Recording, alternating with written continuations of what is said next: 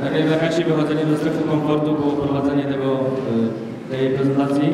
Tak samo prowadzenie takiego spotkania w sposób spontaniczny jest też zupełnie innym wyzwaniem niż wzięcie jakiegoś spisu, gdzie masz apel i masz wszystko po kolei, co masz powiedzieć, przeczytać kartki po prostu. To jest zupełnie coś innego wyjść tutaj i mówić właściwie czasami nie do końca wiesz co po kolei, ale wychodzisz, zaczynasz mówić i lecisz dalej. Także lecimy dalej i przed Państwem teraz dwie osoby, które żyją w cieniu fizyki.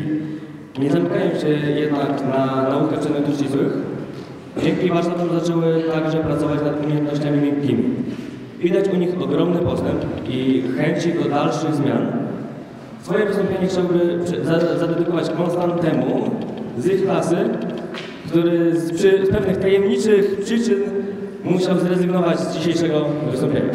Zapraszamy kolejne ekspertki. Wielkie brawa, proszę.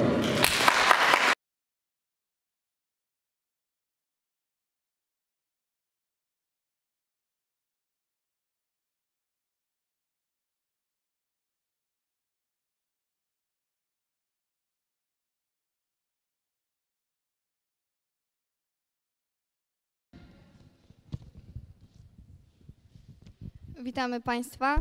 Warsztaty Zdobądź się i bądź pewny siebie skłoniły nas do zagłębienia pewnej kwestii, która jest tematem naszego dzisiejszego wystąpienia.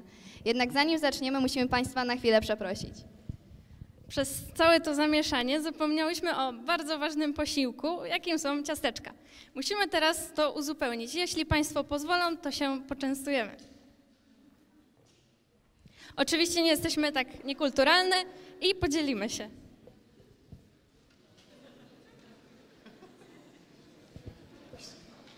Ale coś tu nie gra.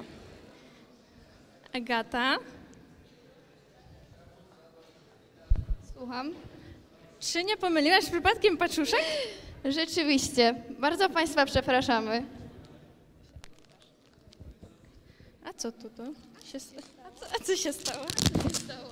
Ups.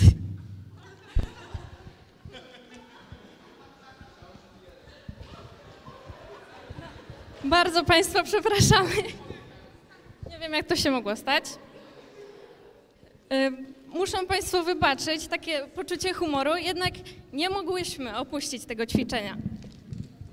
No tak naprawdę.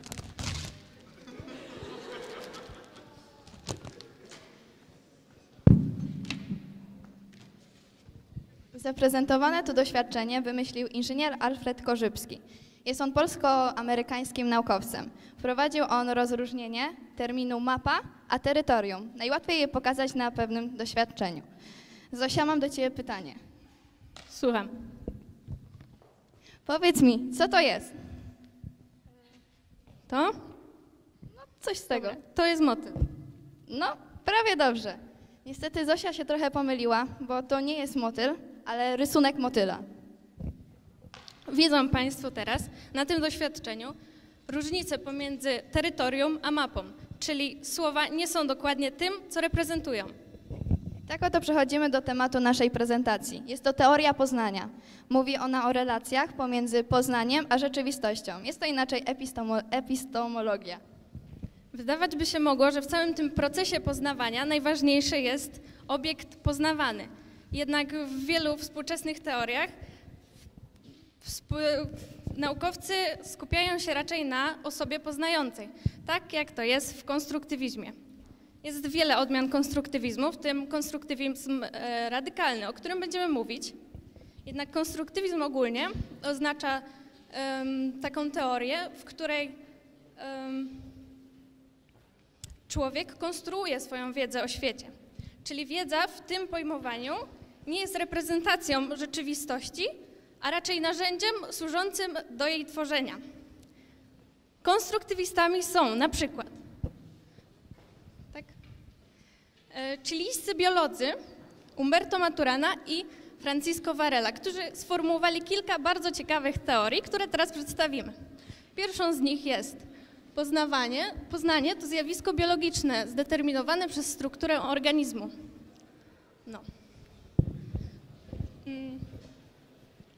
Można to wytłumaczyć na przykładzie takiej muchy. Myślę, że każdy wie, jak wygląda mucha. Ma trochę inne oczy niż my.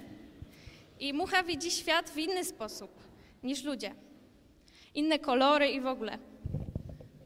Tak, można zauważyć, że świat, w którym żyjemy, niby jest taki sam, jednak jest postrzegany zupełnie inaczej. I rzeczywistość muchy zupełnie różni się od tej naszej. Przejdźmy teraz do drugiej teorii. Drugą tezą jest: człowiek posiada zamknięty system nerwowy. Nie różnicuje bodźców zewnętrznych i wewnętrznych. To można pokazać na przykładzie przechodzenia ze snu w przebudzenie. Zapewne wszyscy wiedzą, jak się śpi i jak się coś śni, to nie za bardzo się wie, że to jest sen. Nadal się przed kimś ucieka lub coś się robi we śnie. I właśnie w taki sposób to działa. Człowiek nie rozpoznaje tego, co się śni, a co się nie śni. I zawsze chwilę zajmie spojrzenie na swój pokój, na swoje łóżko, żeby się przekonać, że to, co się przed chwilą działo, to był sen. I kolejna brzmi: poznanie jest efektem, to może na następnym slajdzie jest? Poznanie jest efektem działania systemu i jest dla niego specyficzne. Do tego zobrazowania tej teorii mamy cytat na następnym slajdzie.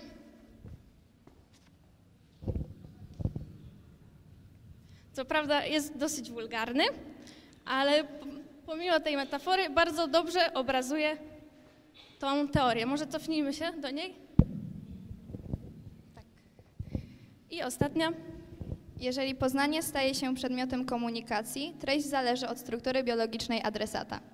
Na podstawie właśnie konstruktywistycznej można to przenieść na struktury społeczne, czyli pokazać to na przykładzie obcokrajowca. Jak się rozmawia z obcokrajowcem i przypuśćmy, jest taka sytuacja, że się go obraża i można się przy tym uśmiechać i on się będzie cieszył w sumie, pomimo wypowiadanych słów.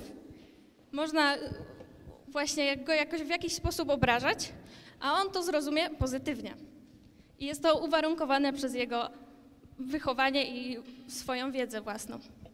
Za założyciela i prawodawcę konstruktywizmu uznaje się Ernsta von Glaserfelda. Najważniejsze jego założenia to po pierwsze, wiedza nie reprezentuje świata. Po drugie, radykalny konstruktywizm w żadnym razie nie zaprzecza istnieniu rzeczywistości. Mówi on tylko, że ludzka wiedza jest ludzką konstrukcją. Nie ma powodu, aby utrzymywać tezę o istnieniu bytów niezależnych od postrzegania. Te pierwsze 4 tezy podkreślają skupienie się Glaserfelda nie na konstruowaniu świata, ale wiedzy o nim. W konstruktywizmie najpierw tworzy się pewien świat, teorię, hipotezę, a dopiero potem zadaje pytanie, na ile jest ona potrzebna w danym zakresie i co spośród empirycznych badań i ich wyników może ją potwierdzić. Wiedza może być tylko skuteczna, ale nieprawdziwa. Żadna wiedza nie ma charakteru wyjątkowości. Zawsze możliwe jest alternatywne rozwiązanie. Te 2 ostatnie założenia łączą się ze sobą. Oznaczają, że każda teoria może być podważona lub zastąpiona przez inną. Nie wpływa to jednak na fakt istnienia danej rzeczywistości, ale na nasz sposób odbierania jej. I ostatnim założeniem jest radykalny konstruktywizm, jest zgodnie z powyższym również tylko jednym z rozwiązań zagadnień teoriopoznawczych, którego wartość musi zostać wykazana w praktyce. Chciałyśmy z Zosią teraz przytoczyć parę zdań z historii.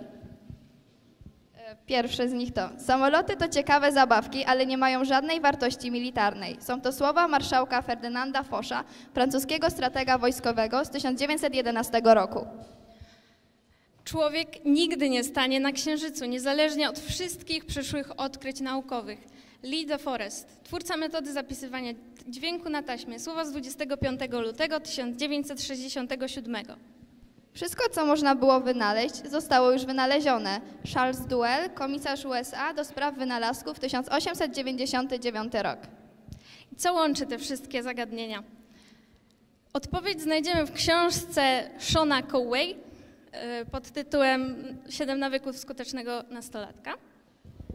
Wszystkie te opinie są stwierdzeniami na temat danej sytuacji i każde z nich w pewnej części jest fałszywe, chociaż wypowiadający je uznali je za całkowicie prawdziwe. Innym określeniem na te spostrzeżenia jest słowo paradygmat. Oznacza ono Twój punkt widzenia, Twój sposób postrzegania tego. Nie trudno więc o fałszywe paradygmaty, które stwarzają ograniczenia. W książce wspomnianego wcześniej autora paradygmaty są porównywane do okularów. Soczewka ma wpływ na wszystko, co widzisz, więc jeśli powiedzmy sam twierdzisz, że jesteś tępy, już samo takie przeświadczenie takim cię czyni.